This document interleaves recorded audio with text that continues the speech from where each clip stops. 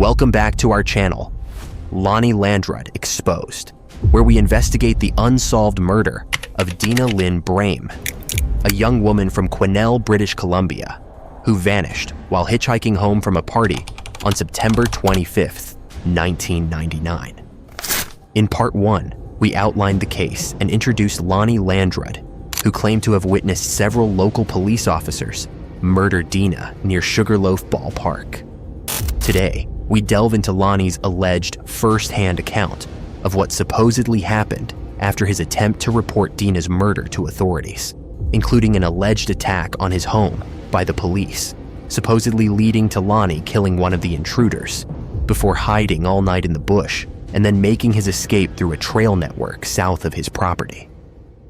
But what if this escape story was actually the path Lonny used to hide Deena's remains?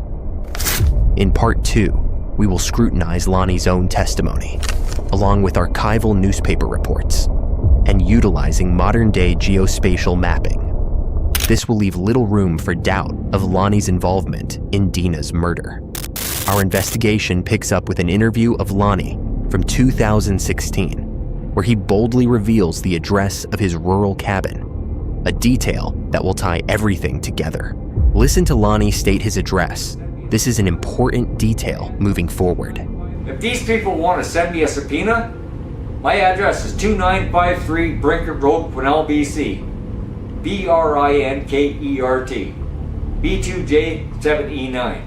Those were Lonny's words, straight from the source. 2953 Brinkert Road.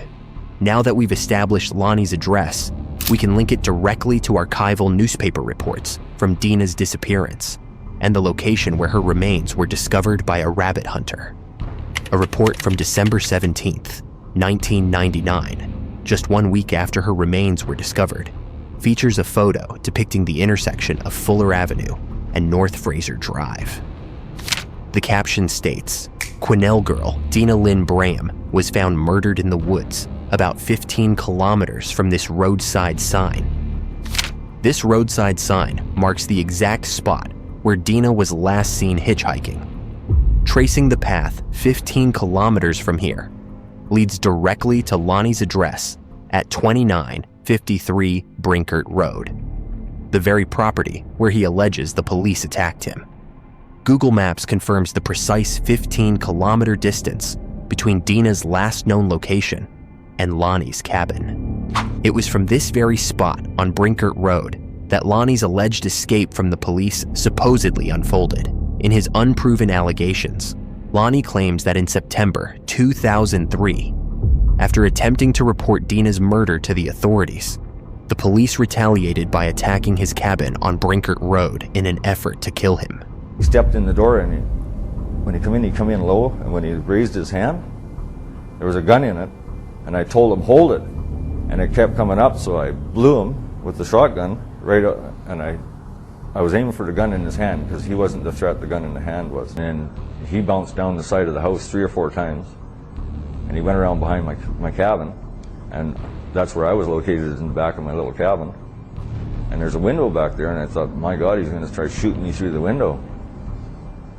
And he bounced down the side of the house, back of the house, and then I could hear him where his back hit and his head hit. So I picked the shotgun up and I stuck it to the wall, which I thought was the wall, and I'm standing in pitch black, and I pulled the trigger. You could see behind the back of my house where I thought this cop was dead, because I thought I'd shot him in the back of the head. How did you know it was the cop at that time?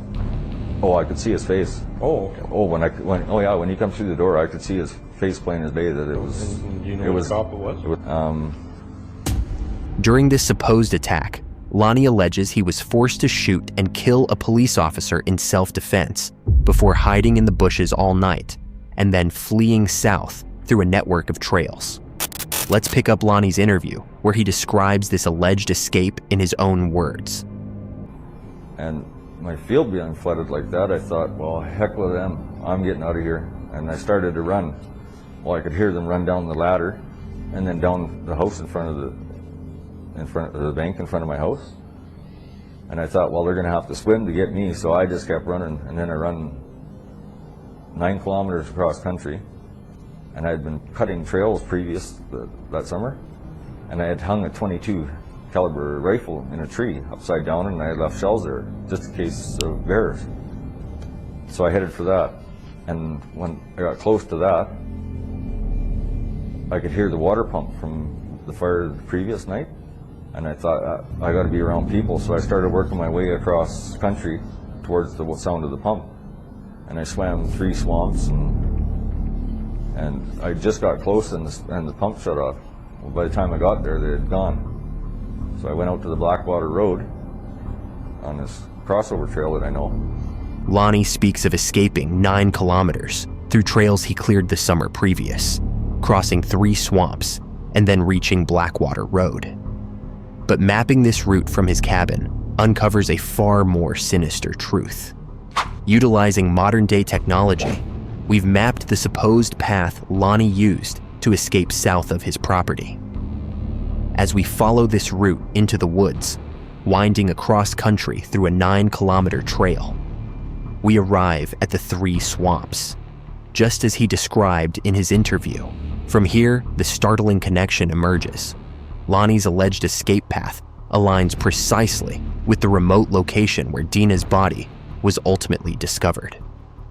A 2009 article from the Quesnel Caribou Observer includes a key detail from Deena's dad, Jim Braem, pinpointing the exact spot where her remains were found. Let's hear an excerpt from that original report. Listen closely. This is a crucial detail that ties everything together. On December 10th, 1999, 2.5 months after Deena disappeared, a hunter stumbled upon human remains buried under a pile of brush in a wooded area near Pinnacles Park. It is about 2 miles as the crow flies between the spot where Deena was last seen and where her body was found, Jim said, but about a 13-kilometer drive. From this article, we can ascertain that Deena's remains were discovered a 13-kilometer drive from Fuller Avenue, and then another 2 miles south into the woods, precisely in the same location where Lonnie alleges he made his escape the night the police attacked his home.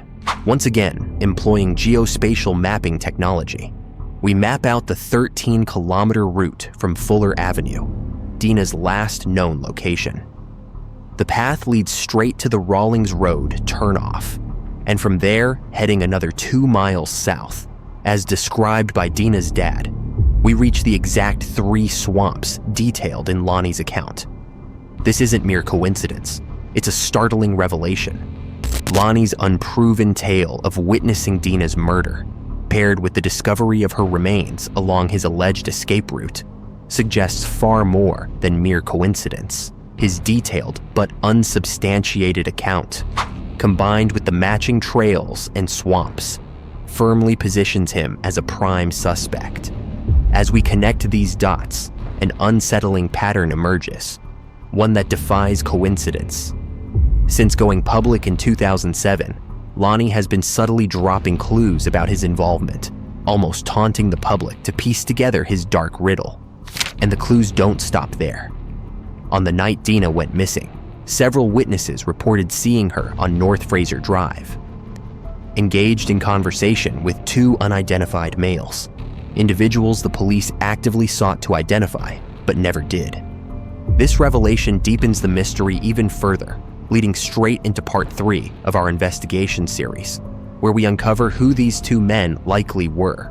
Our research points to one being Lonnie himself, and the other a close accomplice from Bartle's trailer park, a location eerily familiar and close to where Deena was last seen hitchhiking. That accomplice was previously convicted alongside Lonnie in a string of crimes and described by a judge as a predator to the community. In the next episode, we name this possible accomplice and link him to other unsolved disappearances in Quesnel. Don't miss it. The web of deception only gets darker from here. Deena deserves justice. After all these years, it's time the truth comes out. If you have any tips, information, or leads on this case, contact the Quesnel RCMP or Crime Stoppers. Subscribe and hit the notification bell to stay updated. Together, we can demand answers and expose the truth.